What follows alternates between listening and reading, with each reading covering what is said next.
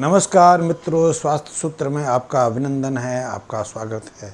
आज का वीडियो हमारा विपश्यना के आधार पर है, विपश्यना के ऊपर है। जैसा कि हम जानते हैं, विपश्यना को आजकल बहुत लोग लाइक करते हैं, उसमें विपश्यना में रुचि रखते हैं और विपश्यना का स्वाध्याय भी करते हैं, विपश्यना को का अभ्यास भी करते हैं, क्योंकि लोगों के दिमाग में, लोगों के मन में एक चीज़ बैठा दी गई है कि विपश्यना हमारी सभी समस्याओं का समाधान है, सभी समस्याओं को हमसे, हमारे मन से, हमारे शरीर से निकाल सकता है। इसलिए हमें विपश्यना से जुड़ना चाहिए, विपश्यना का अभ्यास करना चाहिए।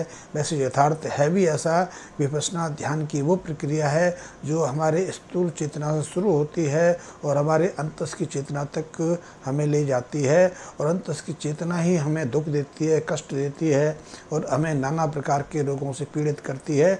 इसलिए विपश्यना का अभ्यास, विपश्यना ध्यान का अभ्यास यदि यथाविधि विधि से किया जाए, विपश्यना को जान के किया जाए, विपश्यना को समझ कर किया जाए, तो निश्चित रूप से विपश्यना के माध्यम से हम कई तरह की समस्याओं से उबर सकते हैं, कई तरह की समस्याओं से बाहर आ सकते हैं।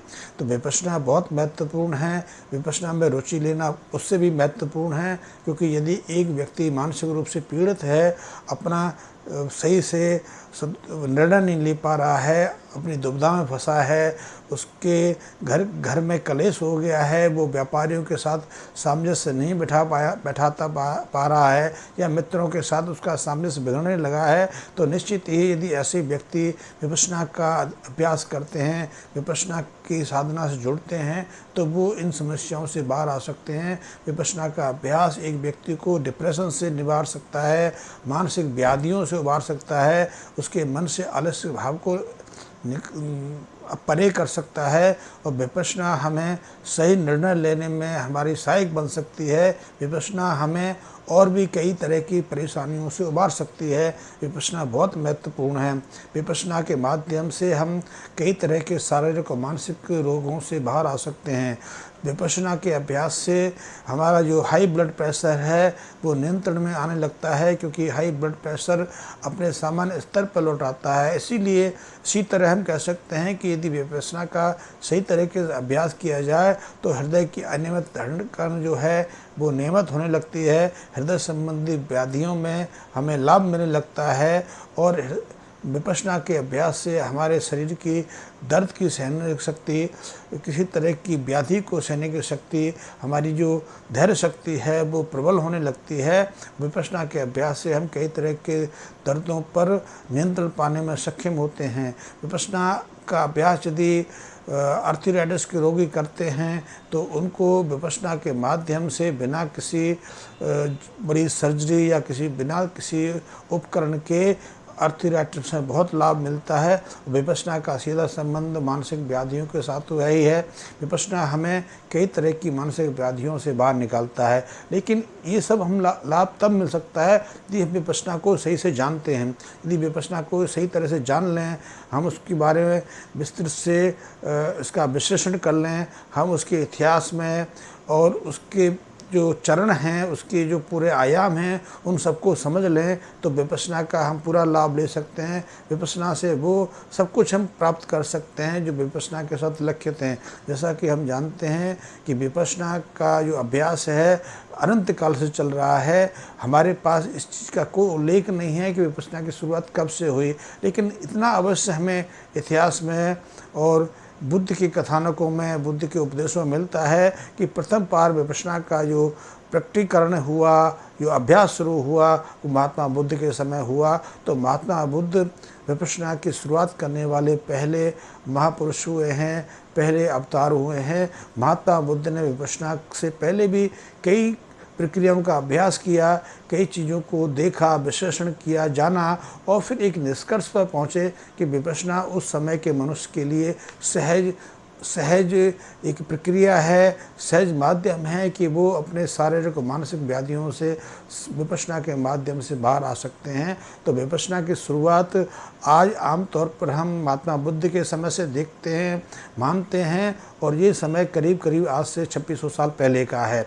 लेकिन 2600 साल पहले महात्मा बुद्ध के समय से करीब करीब 500 साल तक विपश्यना का अभ्यास, विपश्यना का हस्तांतरण गुरु शिष्य के माध्यम से मौखिक रूप से चलता रहा। इसको लिपिबद्ध नहीं किया गया, इसका लेखन नहीं किया गया, कहीं उसका उल्लेख विस्तृत रूप से सामने नहीं आ पाया। लेकिन महात्मा बुद्ध के करीब 600 साल के बाद करीब हम मान सकते हैं कि ईसा की पहली शताब्दी के आसपास महात्मा बुद्ध के उपदेश जो थे, कथानक जो थे, जो उन्होंने बोला था, उसको लिपिबद्ध किया गया। तब जाके पहली बार विपश्यना का उल्लेख हमारे सामने आया। तो जो विपश्यना का उल्लेख है या महात्मा बुद्ध के जो उपदेश हैं, उनको दो रूपों में संकलित किया गया है। एक को दीर्घ निकाय कहते हैं, दूसरे को मध्यम निकाय कहते हैं। दीर्घ निकाय में सतिपट्टानुसुत्ता के नाम से करीब 22 ऐसे अध्याय हैं जिनमें विपश्यना का उल्लेख हुआ है। इसी तरह जो मध्यम निकाय के जो महात्मा बुद्ध के संक्षिप्त उपदेश हैं, उनमें सतिपट्टानुसुत्ता के रूप से करीब 10 अध्याय हैं। उन अध्यायों में विपश्यना का उल्लेख आया है, क्योंकि महात्मा बुद्ध के जो उपदेश हैं, महात्मा बुद्ध के जो कथानक हैं, वो पाली भाषा में हैं। तो विपश्यना पाली भाषा का शब्द है, और पाली भाषा में ये विपश्यना शब्द संस्कृत के पश्य से आया है। पश्य का अर्थ संस्कृत में देखना होता है, अवलोकन करना होता है। और महात्मा बुद्ध भी अपने शिष्यों को बार बार एक ही चीज़ समझाते थे कि यही पश्य हो। यही पश्यों का अर्थ है आओ और देखो। आओ और देख, सांस में हम समेट जाएं, सांस को हम समेट लें, सांस का अवलोकन करें कि हम अपने मन और आत्मिक स्तर पर से श्वास बन के रह जाएं। तो विपश्यना का अर्थ है अंदर आती हुई श्वास को देखना, बाहर जाती हुई श्वास को देखना। और विपश्यना का इस रूप से 3 आयाम बन जाते हैं। विपश्यना श्वास, मन और अंतस की चेतना का एक समुच्चय है, एक सम्मिश्रण है। विपश्यना में जब तक हम श्वास को मन के साथ ना जोड़ें और मन और श्वास के माध्यम से हम श्वास की यहाँ नियति है, सांस जहाँ तक जाती है, श्वास यहाँ किसी शक्ति का जागरण करती है, वहाँ तक इसको ना जाने तब तक विपश्यना का हमारे लिए कोई महत्व नहीं रहता। अकेले श्वास को देखना विपश्यना का पूरा जो लक्ष्य है, विपश्यना का जो पूर्ण फल है, वो उपलब्ध नहीं करा पाता है। क्योंकि ये एक जानने वाला प्रश्न है, जानने वाली विषय है कि मन हमारी सूक्ष्म चेतना से हमारे भातल को जोड़ने का माध्यम है, और श्वास हमारे मन को अंतस की चेतना के पास ले जाने का एकमात्र माध्यम है। क्योंकि श्वास के माध्यम से जब मन को श्वास पे एकाग्र करके अंदर प्रवेश करते हैं, तो हम श्वास के माध्यम से अंतस की चेतना तक अपने मन को ले जाते हैं, और तब कहीं बहुत कुछ घटित होता है। तो विपश्यना के 4 चरणों में हम जानेंगे कि विपश्यना का पूर्ण रूप क्या है और विपश्यना को कैसे साध सकते हैं। लेकिन समान रूप से हम विपश्यना में जाने से पहले 2 चीज़ें समझ सकते हैं कि श्वास का हमारे लिए क्या महत्व है और विपश्यना का ऐतिहासिक रूप क्या है। क्योंकि विपश्यना की शुरुआत आज से 2600 साल पहले हुई। 2600 साल से लेकर 500 साल तक उसका कहीं उल्लेख नहीं हुआ, कहीं उसका कोई लिपिबद्ध नहीं किया गया। ये मौखिक माध्यम से एक के मुंह से दूसरे मुद्दा चलती रही, और उसका हमारे पास को लेख नहीं है कि पिछले 1000 साल में हम देखें कि 1000 ईस्वी से लेकर आज तक हमारे देश में बहुत उथल पुथल होती रही।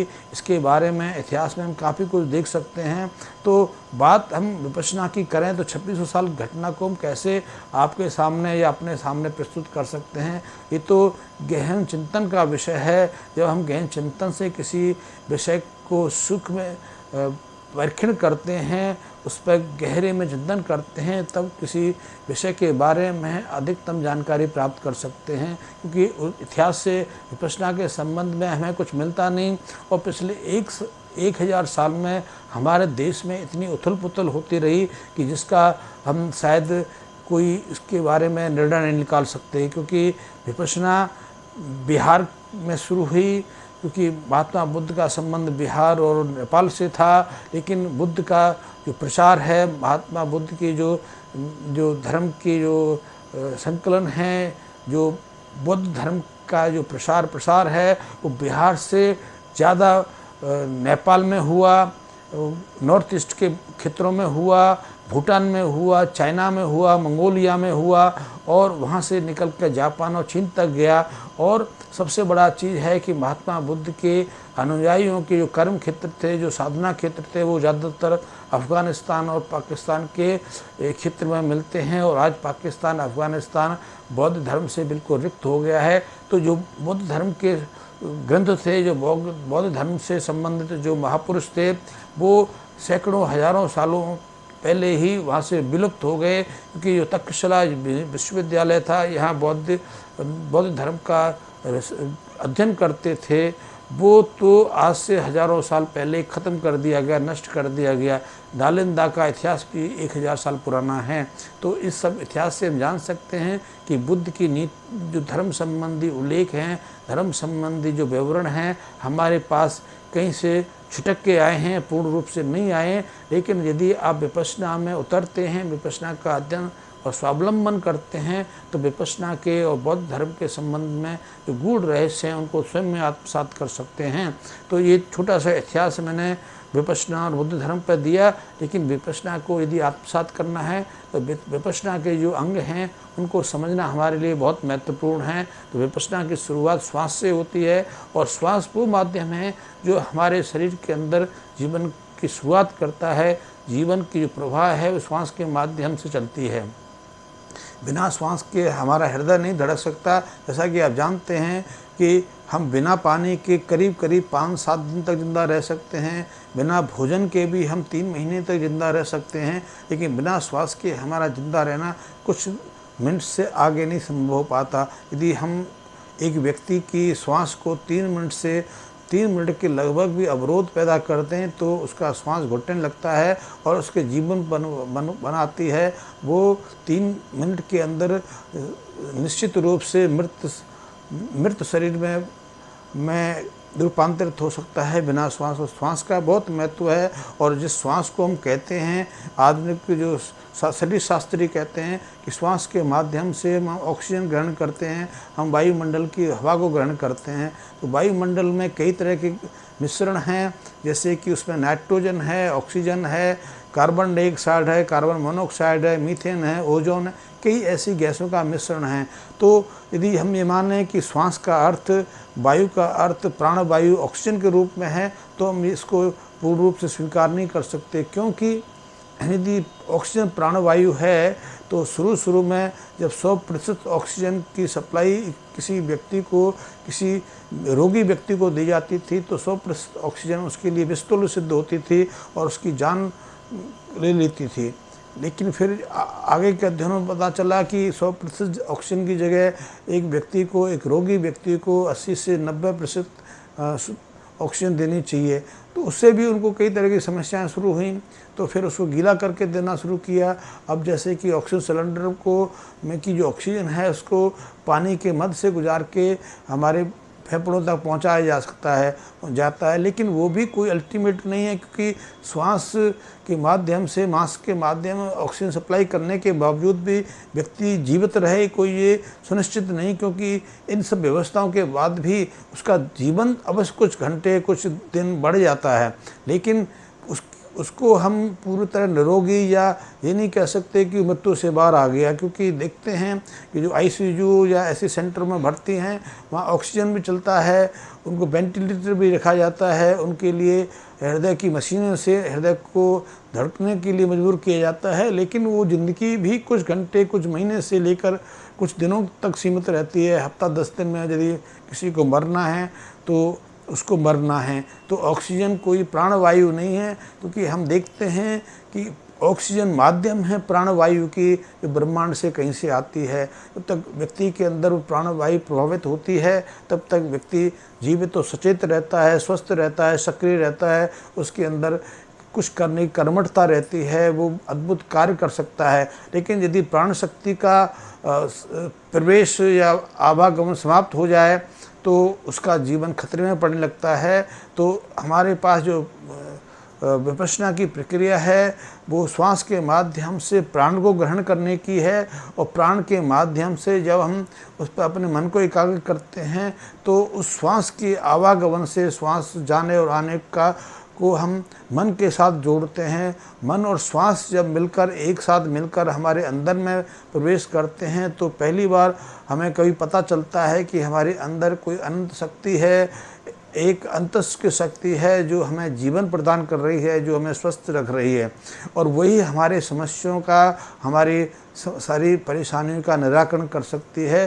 तो विपश्यना के माध्यम से जब श्वास की प्रक्रिया से जुड़ते हैं, आते और जाते श्वास को देखते हैं, तो पहली बार हमें पता लगता है कि श्वास से परे भी हमारा कोई जीवन है। हम जो जिस वर्तमान शरीर में हैं, इस शरीर से परे भी हमारा कोई शरीर है। तो विपश्यना की शुरुआत यहाँ से होती है। विपश्यना के थोड़े से सूत्र को समझेंगे तो विपश्यना को करने में और विपश्यना के माध्यम से उन फलों को पाने में हम सक्षम हो सकते हैं। अन्यथा श्वास देखना कोई हमारी साधना नहीं, क्योंकि श्वास यदि हमारे मन के साथ ना जुड़े, मन का माध्यम ना बने, और मन के साथ यदि अंतस की शक्ति हम संपर्क ना साध सकें, अंतस की शक्ति को हम जागृत ना कर सकते हैं, अंतस की शक्ति के साथ हम मेल ना कर सकते हैं, तब तक हमारे लिए किसी तरह की साधना, किसी तरह के भाव कोई हमारे लिए मूल्यवान नहीं है। विपश्यना के लिए हमें सर्वोत्तम श्वास को समझना जरूरी है। श्वास एक विस्तृत विषय है। श्वास के बाद मन को समझना है कि मन माध्यम है। मन हमारा चेतन और अचेतन को जोड़ने का एकमात्र सेतु है। बिना मन को समझे तो हम श्वास से कोई संपर्क नहीं साध सकते, ना श्वास से हम कोई लाभ ले सकते हैं। और जब तक मन पर नियंत्रण ना हो और श्वास पर हमारा नियंत्रण ना आए, तब तक हम अंतस की शक्ति का जागरण नहीं कर सकते। तो विपश्यना को समझने के लिए 3 चीज़ें बहुत ज़रूरी हैं। पहला है श्वास, दूसरा है मन, और तीसरा अंतस की शक्ति।